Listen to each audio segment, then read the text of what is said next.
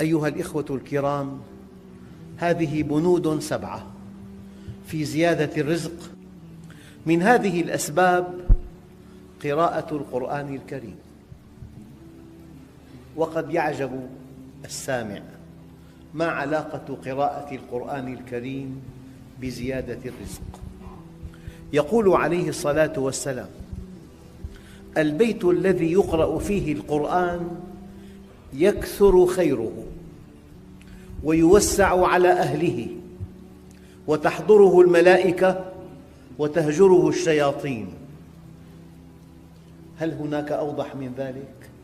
البيت الذي يقرأ فيه القرآن يكثر خيره ويوسع على أهله وتحضره الملائكة وتهجره الشياطين، وإن البيت الذي لا يقرأ فيه يضيق على أهله ويقل خيره وتهجره الملائكة وتحضره الشياطين. إنك إذا قرأت القرآن الكريم اقتربت من الله، وإذا اقتربت منه اقتربت من طاعته، وإذا أطعته كافأك بسعة الرزق.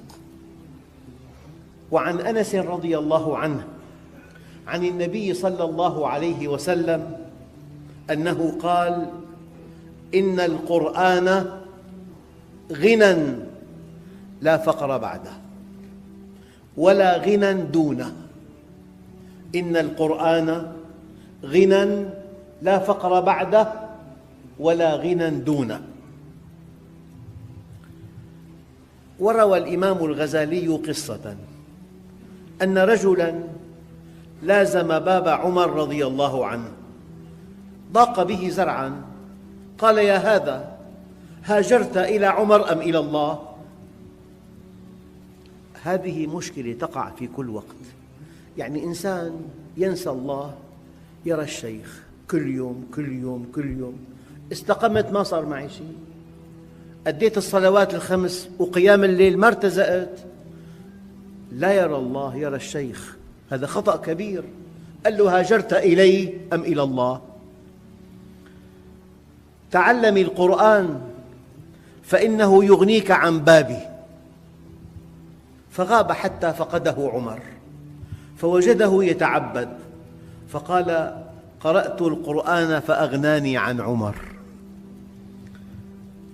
فقال: وما وجدت فيه؟ قال: وفي السماء رزقكم وما توعدون.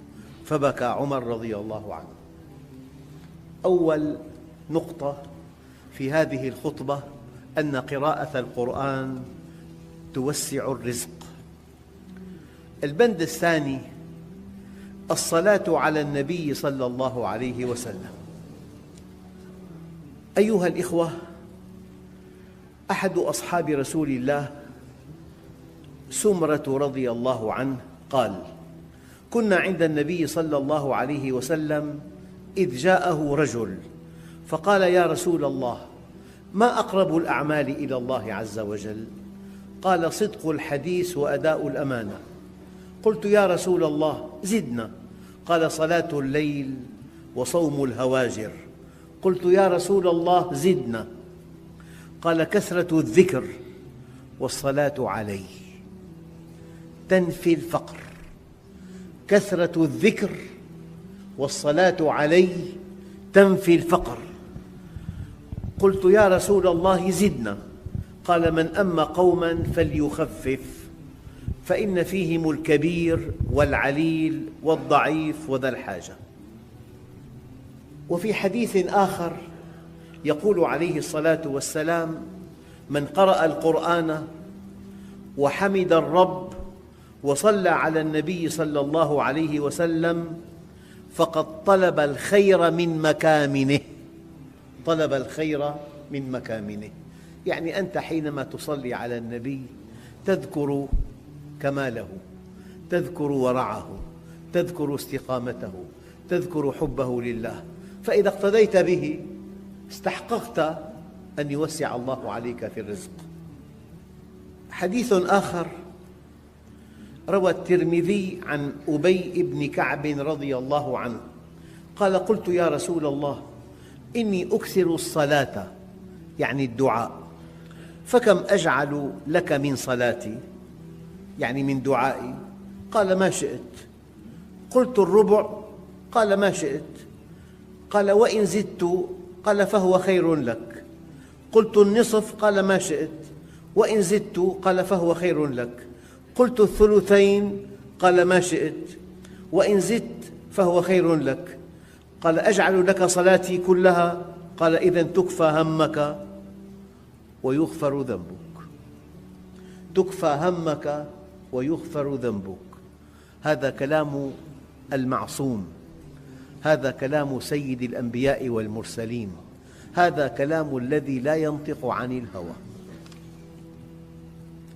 أيها الإخوة، في مفهوم سلبي كي ترضى بالرزق، قال ذكر الموت. مر النبي صلى الله عليه وسلم بمجلس من مجالس الأنصار، رآهم يمزحون ويضحكون، طبعاً مزاحاً بريئاً ومشروعاً، لكنه أراد أن يعظهم. قال أكثروا ذكر هادم اللذات، فإنه لم يكن في كثير إلا قلله، ولا في قليل إلا كثره. أنت حينما تفكر أن نهاية الحياة الموت، وأنه ينتقل المرء من القصر إلى القبر، فإذا كان في بحبوحة كبيرة رآها زائلة، وإن كان في قلة رآها مؤقتة. لذلك ورد في بعض خطب النبي صلى الله عليه وسلم: إن هذه الدنيا دار التواء لا دار استواء، ومنزل ترح لا منزل فرح، فمن عرفها لم يفرح لرخاء ولم يحزن لشقاء. لا يدخل ذكر الموت بيتاً إلا رضي أهله بما قسم لهم. يعني بالنهاية إذا أصبح أحدكم آمناً في سربه، يعني ما في عليه مذكرة بحث، غير ملاحق، غير مطلوب للعدالة. إذا أصبح أحدكم آمناً في سربه معافى في جسمه عنده قوت يومه فكأنما حيزت له الدنيا بحذافيرها. هذا البند في الخطبة طابعه سلبي، إنك إن أيقنت أنك سوف تموت ترضى بما أنت فيه. أيها الإخوة، أحد أسباب زيادة الرزق عدم النوم بعد صلاة الفجر، فقد قال عليه الصلاة والسلام: الصبحة تمنع الرزق، وفي رواية تمنع بعض الرزق. والحديث المألوف والمشهور: بورك لأمتي في بكورها. والذي يؤلم أشد الألم أن الغربيين في أوروبا وفي أمريكا وفي أستراليا تبدأ الحركة الكثيفة بدءا من الساعة 5 صباحاً. كنت قبل أسبوع في مدينة بفرنسا، والله الساعة 9 مساءً ما وجدت إنسان في الطريق، ولا إنسان، في مدينة كبيرة. ينامون باكراً لترتاح أجسامهم، وينهضون باكراً إلى أعمالهم ليركزوا في أعمالهم. نحن أحق بهذا منهم. نحن للساعة 1 2 3 ما في شيء بيبدأ قبل الساعة 12 ثاني يوم، لا في المكاتب ولا في المحلات التجارية، كل شيء لسه المعلم ما أجا. للساعة 12 ما في حركة. هؤلاء الذين يعمل الواحد منهم 8 ساعات في بلاد نامية، يعمل الإنسان 27 دقيقة، وفي بلد آخر 17 دقيقة، وفي بلد آخر أقل من دقيقة. لا تصدق أن تستطيع أمة يعمل أفرادها بالدقائق أن تنتصر على أمة يعمل أفرادها 8 ساعات يومياً. فلذلك أحد أسباب زيادة الرزق عدم النوم بعد صلاة الفجر. أنا لا أمنع هذا إطلاقاً، ما في حكم شرعي. إذا إنسان صلى الفجر في جماعة واستلقى ساعة أو ساعتين، المقصود أن تباكر إلى الرزق. أحد علماء دمشق ألف أكبر موسوعة فقهية 20 جزء تقريبا، وأكبر موسوعة في تفسير القرآن. أقسم لي بالله أن هذين الكتابين الكبيرين ألفهما ما بين الساعة 4 صباحا والساعة 8 وقت الفجر. وأنا أقول لكم والله الذي أنجزه أحيانا بعد صلاة الفجر إلى الساعة 8 يزيد عن 4 أضعاف ما أنجزه أثناء اليوم. بورك لأمتي في بكورها. عود نفسك أن تنام باكرا. بتنام باكرا تستيقظ على صلاة الفجر وكأنك حصان نشيط. هذا وقت البركة، وقت التجلي، وقت الرحمة. لو يعلم الناس ما في العتمة والفجر لأتوهما ولو حبوا، ومن صلى الفجر في جماعة فهو في ذمة الله حتى يمسي، ومن صلى العشاء في جماعة فهو في ذمة الله حتى يصبح. السيدة فاطمة مر بها النبي الكريم وهي مضطجعة، فقال: يا بنيتي قومي اشهدي رزق ربك ولا تكوني من الغافلين، فإن الله يقسم أرزاق الناس ما بين طلوع الفجر إلى طلوع الشمس. مرة ينبغي أن ألتقي مع إنسان، قال لي الساعة 6 صباحا في مكتبه. لفت نظري الساعة 6 صباحا، هذا وقت لم يألف الناس أن يلتقوا به. قال لي: أنا كنت صغيراً وكان أبي يوقظني لصلاة قيام الليل كل يوم، فألفت هذه العادة، أنا قبل الفجر بساعة أستيقظ وأبقى إلى المساء وأنام باكراً. لو أخذ قرار الواحد سهر، قيل وقال وكلام فارغ وغيبة ونميمة حتى الساعة 1، في معظم الأيام تفوته صلاة الفجر. وإذا إنسان فاتته صلاة الفجر كمن بال الشيطان في أذنه. وفي حديث يقول عليه الصلاة والسلام: إذا صليتم الفجر فلا تناموا عن طلب أرزاقكم، فإن هذه الأمة قد بورك لها في بكورها. والدعاء النبوي: اللهم بارك لأمتي في بكورها. وكان عليه الصلاة والسلام إذا بعث سرية أو جيشا بعثهم أول النهار. لا تناموا عن طلب أرزاقكم فيما بين صلاة الفجر وطلوع الشمس، باكروا طلب الرزق والحوائج، فإن الغدو بركة ونجاح. أيها الإخوة، بند آخر من أسباب زيادة الرزق: التوسعة على العيال. التوسعة على العيال أحد أسباب زيادة الرزق. يقول عليه الصلاة والسلام: إن مفاتيح الرزق بإزاء العرش ينزل الله للعباد أرزاقهم على قدر نفقاتهم. الذي يوسع على من حوله يوسع الله عليه. يلي يتولى ما تحتاجه أخواته الفقيرات يوسع الله عليه. الذي يتولى جيرانه يوسع الله عليه. الذي يتولى الفقراء والمساكين يوسع الله عليه. بقدر ما تنفق يأتيك الرزق. تضيق يضيق عليك، توسع يوسع عليك. ينزل الله للعباد أرزاقهم على قدر نفقاتهم، فمن كثر كثر الله له، ومن قلل قلل الله له. والحديث القدسي: أنفق أنفق عليك.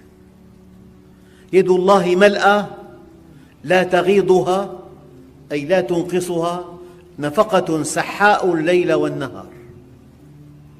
حديث آخر عن ابن عباس رضي الله عنهما قال: بلغ النبي صلى الله عليه وسلم عن الزبير إمساك تضيق، فأخذ بعمامته فجذبها إليه وقال: يا ابن العوام، أنا رسول الله إليك وإلى الخاص. يقول الله عز وجل: أنفق أنفق عليك ولا ترد فيشتد عليك الطلب. إن في هذه السماء بابا مفتوحا ينزل منه رزق كل امرئ بقدر نفقته أو صدقته ونيته، فمن قلل قلل الله عليه، ومن كثر كثر الله عليه.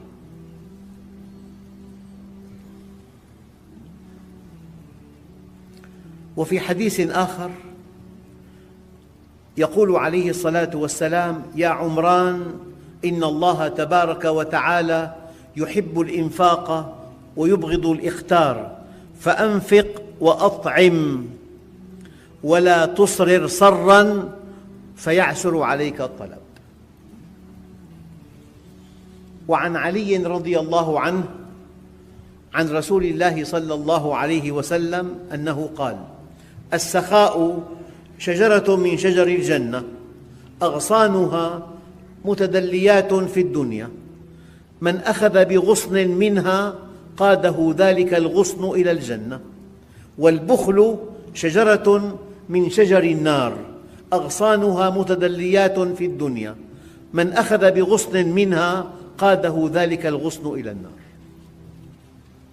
أنفق أنفق عليك، أنفق بلال ولا تخش من ذي العرش إقلالا. أيها الإخوة، في عنا بند آخر سادس: حسن الخلق أحد أسباب زيادة الرزق. عن أنس رضي الله عنه قال: قال عليه الصلاة والسلام: حسن الخلق وكف الأذى يزيدان في الرزق. الحليم مرزوق، العفو مرزوق، الكريم مرزوق، المنصف مرزوق. حسن الخلق وكف الأذى يزيدان في الرزق. وعن عبادة بن الصامت عن رسول الله صلى الله عليه وسلم أنه قال: إن الله تعالى إذا أراد بقوم بقاء أو نماء رزقهم السماحة والعفاف، وإذا أراد بقوم اقتطاعا فتح عليهم باب خيانة، حتى إذا فرحوا بما أوتوا أخذناهم بغتة فإذا هم مبلسون. أيها الإخوة، الأمانة تجر الرزق. دققوا، هذا قانون. الأمين موثوق، يتمنى الناس أن يشاركونه، يعطيه الناس أموالهم ليتجر بها. يعني أكبر ثروة تملكها على الإطلاق أن تكون أميناً. أمانتك سبب وفرة الرزق. في حديث آخر: الأمانة غنى بالمعنى المادي، بحق الأعمال التجارية. الموظف الأمين مطلوب وراتبه مرتفع ومركزه قوي وينمو باستمرار. الأمانة غنى. الوفاء والصدق يجران الرزق. إذا واحد بشركة وفي لصاحب الشركة، لم يضيع وقت الدوام إطلاقاً.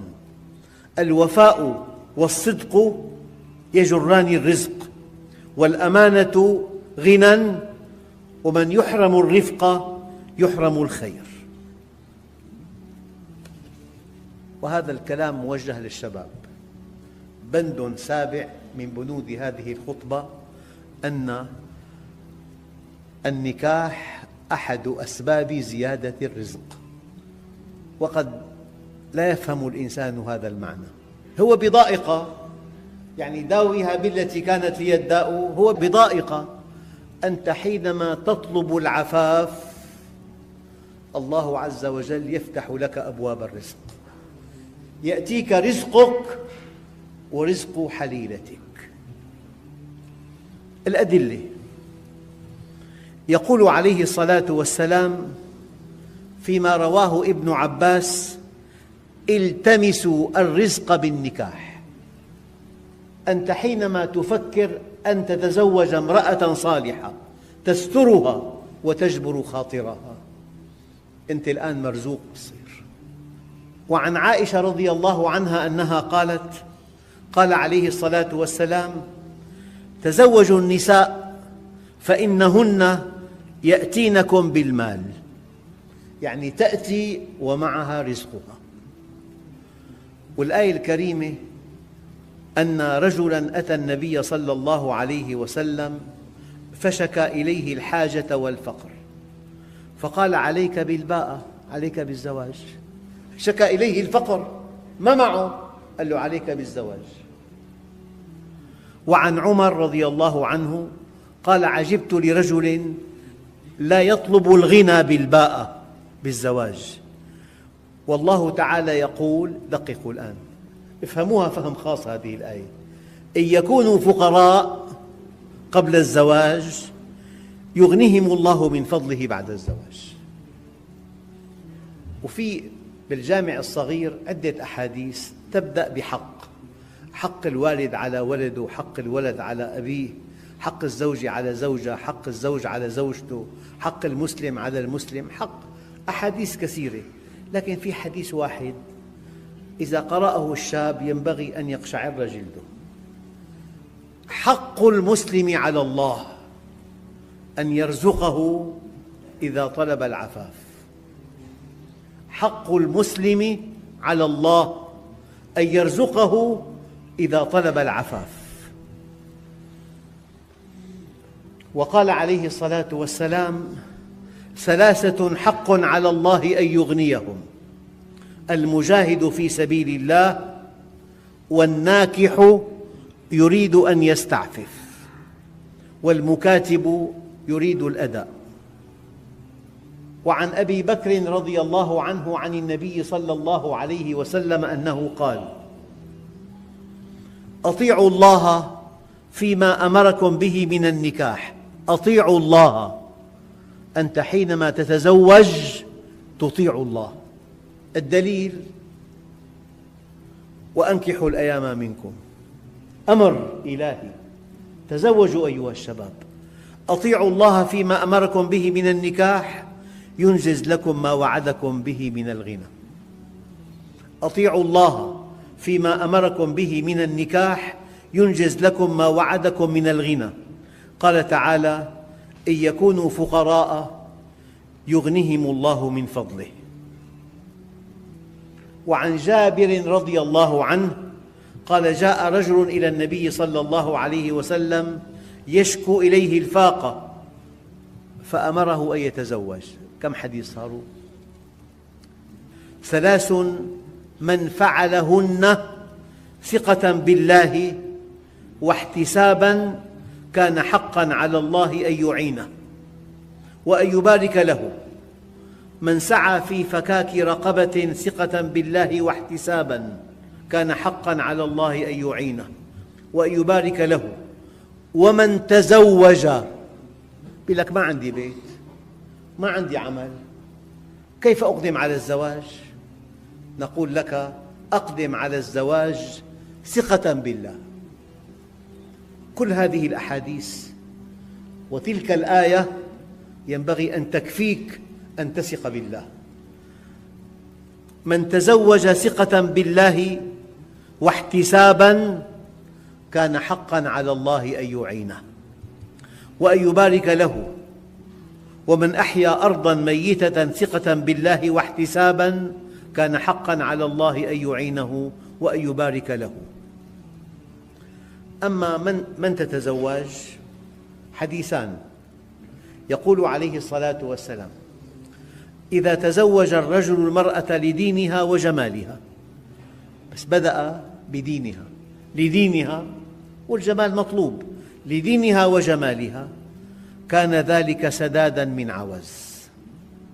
أما الحديث الذي يقسم الظهر: من تزوج امرأة لعزها لم يزده الله إلا ذلا، ومن تزوجها لمالها فقط ما همه أمر دينها لم يزده الله إلا فقرا، ومن تزوجها لحسنها لم يزده الله إلا دناءة، ومن تزوجها لم يتزوجها إلا ليغض بصره أو ليحصن فرجه أو ليصل رحمه، بارك الله له فيها وبارك لها فيه. يعني فعليك بذات الدين تربت يدك.